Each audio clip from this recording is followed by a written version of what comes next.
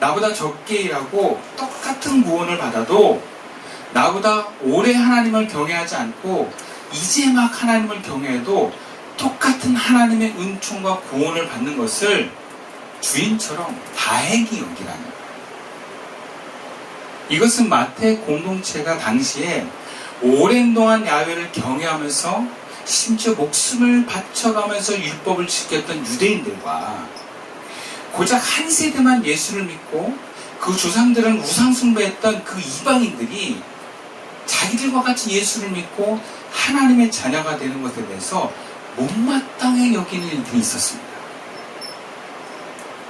그래서 유대인 중심의 마태 공동체는 이방인들이 예수 믿는 것에 대해서 이러한 불편한 마음을 갖지 말라라는 메시지를 전하고 있는 것입니다. 오래전부터 하나님을 믿고 경외한 유대인들이 이제 막 예수를 믿은 이방인들과 똑같이 하나님의 은혜의 보좌에 나아가는 것을 인정하라는 거예요. 우리는 성골이니까 더 하나님의 은혜를 받고 니들 육두품이니까 좀 덜 받아. 이게 아니라는 거예요. 똑같이 은혜를 주시고 똑같이 대우하는 것에 대해서 분노하지 말고 못마땅하게 여기지 말라는 것입니다. 우리 교회를 예를 들면 개척 멤버가 하나님께 복받는 것과 이제 막 예수를 믿고 교회로 온 사람이 똑같이 하나님의 긍휼을 받는 것에 대해서 못마땅해 하지 말라는 거예요. 먼저 온 사람들이. 하나님께서는 비교하는 마음이 인간에게 자리 잡고 있다는 것을 아십니다. 오늘 본문에서도 주인이 일찍 온 품꾼들이 그 사건에 불만을 느낄 걸 몰랐겠습니까? 알고 있었어요. 하나님 우리가 우리 속에 비교하는 마음이 있다는 걸 아십니다. 오히려 우리는 비교를 통해서 경쟁하고 남보다 나은 걸 통해서 성공을 쟁취하는 것에 더 자연스러운 마음을 갖고 있습니다. 학생들도 경쟁을 통해서 결국 그 열심을 만드는 것이 공부의 동력이 됩니다. 우리는 오랫동안 이 비교하는 것을 통해서 쟁취하는 것이 몸에 밴 사람들이에요. 오늘 모든 방송과 시합과 경쟁이 다 그런 비교를 통해서 성공한 사람을 비추지 않습니까? 그런 세상 문화가 우리를 사로잡고 있습니다. 내가 살아남기 위해서 저 사람보다 나아야 되는 세상이 있어요. 저 기업보다 우리 기업이 잘해야 망하지 않는다라고 하는 절박함 속에 있습니다. 그래서 오늘날 세상은 비교는 생존의 필수의 도구입니다. 그래서 인간은 비교하는 존재예요. 존재 자체가 비교하지 않고는 살 수가 없어요. 그런데 이런 비교로는 하나님 나라에 못 들어간다. 하나님 나라는 본문에서 주인의 마음에 합한 사람이 들어가는 나라입니다. 영생을 얻으려면 비교하지 말라는 거예요. 그리고 성경은 끊임없이 영생을 얻으는 이들에게 비교를 금하면서 그것이 하나님의 마음이 아니다라는 것을 알려줍니다. 여러분, 우리는 세상의 가치관과 내 감정에서 오는 나름대로의 정의가 있습니다. 근데 이것이 하나님의 뜻에 부딪혔을 때 여러분, 우리는 내 뜻을 포기해야 됩니다. 하나님의 뜻에 나를 맞춰야 되는 것입니다. 그래야 영생이 됩니다.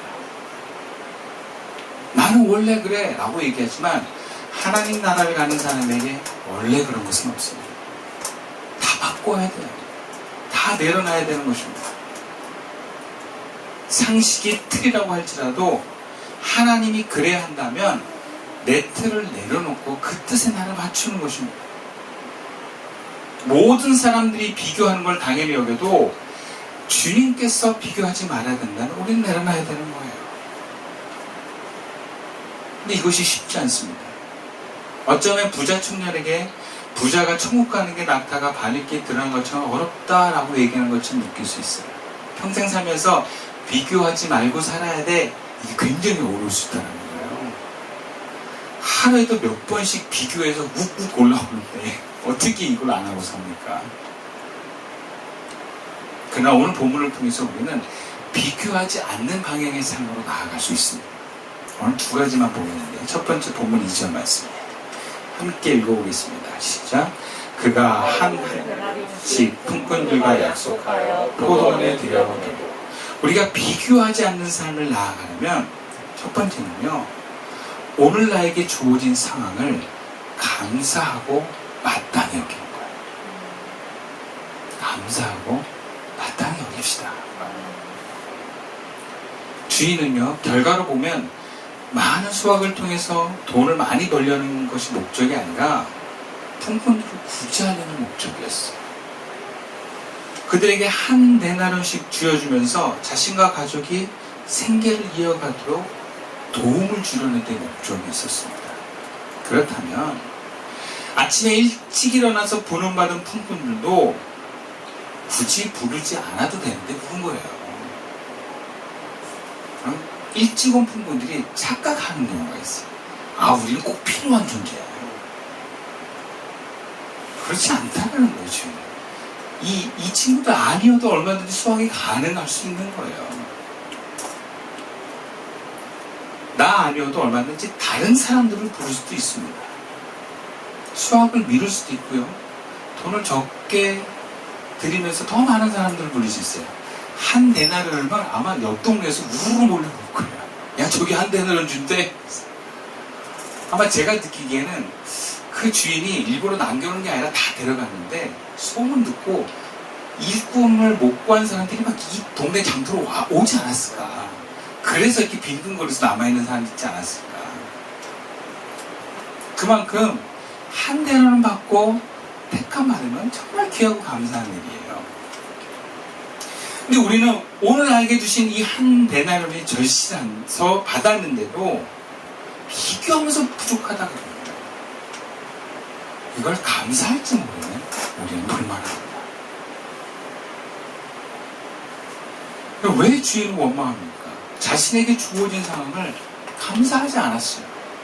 비교해서 나는 여전히 감사할 상태가 아니라고 얘기를 하는 것처럼 원망을 한 것입니다. 여러분, 우리는 오늘의 상황과 환경에 감사를 잃어버리는 이유가 왜 그렇습니까?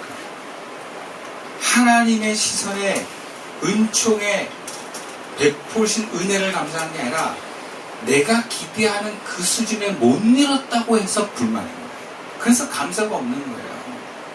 하나님의 은혜가 부족해서 그런 게 아니라 내 기대가 과해서 그렇습니다. 그래서 감사가 없는 거예요. 여러분, 정말 꼼꼼히 들여다보십시오. 정말 감사하지 않습니까? 내 삶이 감사하지 못할 만큼 처참합니까? 우리는 정말 감사해야 될 것을 너무 당연히 여깁니다. 그래서 받은 복도 놓쳐버려요. 그럼 성경에 바울은 뭐 여러 가지 얘기가 있지만 보통 간질이라고 해요. 간질이라는 질병을 갖고 있었다고 얘기를 해요. 그러니까 이게 사역에 방해가 되는 거예요, 바울이.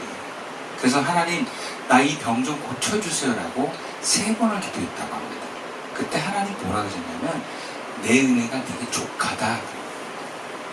그래서 간질이 네게 지금 있는 거는 내 은혜 가운데 너한테 있는 거다. 이거 없애려고 하지 말라는 거예요. 그래서 바울이 뭐라 그러냐면 감사합니다. 그렇게 고백을 해요. 오히려 이것이 육체의 가시가 돼서 저를 겸손하게 만듭니다. 라고 고백을 합니다. 아마 바울은 죽을 때까지 언제 발작할지 모르는 긴장과 두려움으로 아마 그것을 안고 살아야 됐을 것입니다. 근데 바울은 감사함으로 여겨주세요. 이거 하나님, 나 겸손하려고 나한테 심겨주신 거야. 축복으로 받아들였어요. 그래서 이거 낫게 해달라고 더 이상 기도하지 않았습니다. 그리고 바울은 감사와 기쁨이 떠나지 않았어요. 바울이 교회를 실패하기도 하고 교회인들로부터 배신도 당하고 또 교회 사역을 하면서 매도 맞고 돌도 맞고 뭐 그런 엄청난 고생을 했지만 바울은 늘 주님 안에 있어 감사하며 기뻐했습니다. 감옥에 갇혔어도 그는 하나님을 찬양했습니다. 우리도 자기 삶의 완벽함을 놓고 비교하자면 원망하고 못마땅한 게 많습니다. 완벽을 놓고 얘기합니다. 근데 이 모든 것이 주님의 허락하신 가운데 있음을 받아들이면서 여러분 감사하기를 소망하십시다. 하나님을 향한 신뢰를 놓지 않으면서 이것을 감사함으로 받아들이면 내 상황 속에 일어나는 모든 사건들을 내 은혜가 내가 족하다라고 받아들이면 여러분 우리에게 하나님 나라가 회복될 줄로 믿습니다. 비교했다는 불평이 아니라 감사로 고백됩니다. 그럼 정말 감사합시다. 두 번째로 비교하지 않고 주어진 은혜로 우리가 살려면 12절부터 14절까지의 말씀인데요. 제가 읽어볼게요. 나중은 이 사람들은 1시간밖에 일하지 아니하였거늘 그들을 종일 수고하며 더위를 견딘 우리와 같게 하였나이다. 주인이 그 중에 한 사람에게 대답하였되 친구여 내가 네게 잘못한 것이 없노라. 네가 나와 한 데나리온의 약속을 하지 아니하였느냐. 네 것이나 가지고 가라. 나중 온 이 사람에게 너와 같이 주는 것이 내 뜻이니라. 그래서 우리가 비교하지 않으려면요 다른 사람과 나의 경계선을 허무는 것입니다. 일찍 온 품꾼들은 왜 주인에게 못마땅함과 원망을 갖게 되는가? 일찍 온 자신들과 늦게 온 품꾼들을 분리했기 때문에 일어난 겁니다. 분리된 사람이라면 남입니다. 남이면 경쟁 대상이에요. 경쟁하는 대상과 같이 가져갈 수는 없는 것입니다. 저 사람한테 뺏기지 말아야 됩니다. 경쟁이란 건 그런 거예요. 내가 저 사람을 이겨야만 하는 것입니다. 그래서 일찍 온 품꾼들은 늦게 온 일꾼들을 경계합니다. 못마땅했어요. 근데 주인은 일찍 온 일꾼과 늦게 온 일꾼을 하나로 봅니다. 다 한 데나리온이 필요한 긍휼의 대상으로 보는 거예요. 그래서 주인이 뭐라 그래요? 나중에 온 이 사람에게 너와 같이 주는 것이 내 뜻이다. 같이 나중 온 사람이나 일찍 온 사람이나 똑같이 주는 그 긍휼, 그 긍휼이 필요한 사람들이라는 것에 주인은 똑같이 보는 거예요. 일을 잘하는 사람, 못하는 사람 따라보는 게 아니라 일찍 온 사람, 늦게 온 사람 따라본 게 아니라 다 한 데나리온 필요한 사람들이다. 만약에 늦게 온 품꾼들을 남이 아니라 일찍 온 품꾼들이 자기 형제나 가족으로 바라봤다면 어떻겠습니까? 그건 다행이라는 생각 들지 않겠어요? 자기 친구가 나 일자리 못 구했어. 오늘 우리 가족 굶어야 돼. 그런데 왔어요. 그 친구가. 야, 나 늦게 왔는데 저 주인이 나를 불렀어. 그래서 한 데나리온을 받는 거였어. 오, 잘 됐다. 야, 내가 오늘 그래도 너 안 가져갔으면 가족이 굶었는데 야, 좋은 주인 만나가지고 야, 그래도 조금이라도 넉넉히 받았네. 야, 진짜 좋다. 잘 됐다. 그럼 고맙지 않겠습니까? 그럼 고맙지 않다면 여러분 우리가 문제가 있는 거예요. 한국 속담에 되게 나쁜 속담이 있어요. 사촌이 땅 사면 배가 아프다. 그럼 왜 배가 아파요? 사촌이 땅 사는데? 사촌이 남이라고 생각하면 배가 아파요. 근데 사촌이 정말 친하고 땅을 사가지고 뭔가 수확이 많아서 나에게 나눠줄 좋은 사촌이라면 땅 사면 좋은 거예요. 콩콩으로 떨어지니까. 우리는 가까운 사람들이 좋은 일이 생기면 기쁩니다. 그렇지 않습니까? 저는 우리 교인들이 좋은 일이 생기면 참 좋아요. 물론 비교하면 저도 불편할 수 있는데 저 이상하게 비교가 안 돼요. 교인들한테 제가 사랑을 많이 받아서 그런지 제가 제 자신에게 한번 늘 봤어요. 우리 교인이 좋은 차를 사면 내가 기분 나쁠까? 아니, 기분 너무 좋아요. 제 차가 후져서 좋은 차 사면 나는 이 차 샀는데 좋은 차 사고 차가 타진다 막 이게 아니고요. 우와 정말 잘 됐다. 좀 더 편하게 탈 수 있겠구나. 너무 기분이 좋은 거예요. 저는 우리 교인들이 막 돈도 많이 벌고 좋은 차 타고 좋은 집에 살고 이러면 좋겠어요. 제가 못 살아서가 아니라 남이 아니잖아요. 남이 아니에요. 또 제가 여러분들로부터 남이 아닌 사랑을 받았어요. 그러니까 남이 아닌 사람들은요, 잘 되면 좋은 거예요. 근데 우리가 왜 기분이 나쁩니까? 남이라고 생각하니까 그래요. 교회도요, 교회 안에 들여다보면 얼마나 나눠져 있는지 몰라요. 다 나무를 여겨요. 그래서 시기 질투가 많습니다. 왜 그렇습니까? 나무를 여기기 때문에 그래요. 여러분, 우리가 남이 아닌 공동체가 되는 것이 중요합니다. 서로가 잘 되는 것을 뒷부모로 여길 수 있어야 돼요. 그리고 서로가 아픈 것을 우리가 함께 아파할 수 있어야 돼요. 그럼 그것이 하나님이 기뻐하시는 교회입니다. 초대교회 성령을 받고 교회 공동체로 모인 사람들은 유무상통했다 그랬어요. 내 것을 내 것으로 여기지 않고 우리 모두의 것으로 여기면서 자신의 재산을 다 함께 내어놓고 함께 살았다라고 기록을 합니다. 무슨 얘기예요? 하나가 됐다는 얘기예요. 그럼 하나님의 나라는 나와 남 사이의 경계선이 허물어지는 것입니다. 허물어지는 것만큼 하나님의 나라가 구현됩니다. 그리고 우리가 자꾸 그런 마음으로 의식이 성장되기를 열망합시다. 그래서 우리 안에 뭔가 불편함이 올라오면, 비교한 것에 불편함이 올라오면 내가 아직 경계선이 세구나 라고 알아차리셔야 돼요. 우리 교인 중에 누가 좋은 집에 들어가고 좋은 차를 샀을 때 막 불편하면, 아, 내가 죄 가운데 있구나 라고 생각하셔야 돼요. 여기서 벗어납시다.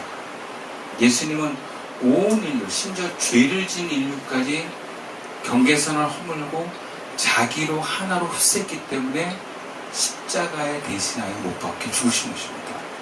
그럼 하나로 품어서 대속한 사람만이 구원의 제물이 될 수 있습니다.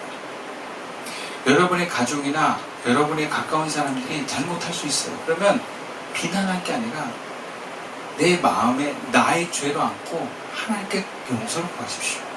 그럼 하나님 용서해 주십시오.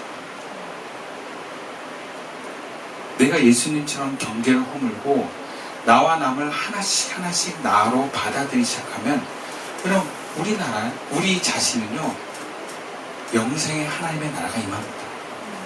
그럼 만약에 이 일찍온 품꾼들이 돈을 똑같이 받은 것에 기분 나빠할 게 아니라 저들도 같은 대우를 받은 것에 기뻐하면, 그럼 일찍 온 일꾼들은요, 가장 축복을 누리는 사람이죠. 돈은 똑같이 받았는지는 모르지만 그 마음으로는 가장 복을 받은 사람이죠. 생각해 보세요.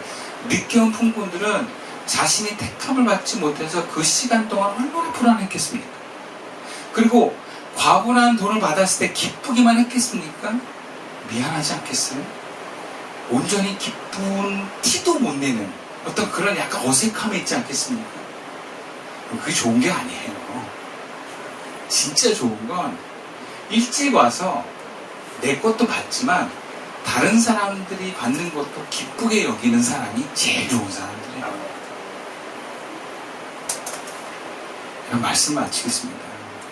나와 하나 된 이웃의 범주가 넓어질수록 우리는 하나님 나라를 누리게 됩니다. 비교하지 맙시다. 그리고 하나님을 향하여 나아갑시다. 하나님의 나라는 비교의 나라가 아니라 기뻐하고 감사하는 나라입니다. 오늘도 우리에게 주어진 모든 형편과 삶을 감사하면서 기쁨을 빼앗기지 않는 저희들 모두가 되시기를 주님의 이름으로 축원드립니다. 기도드리겠습니다.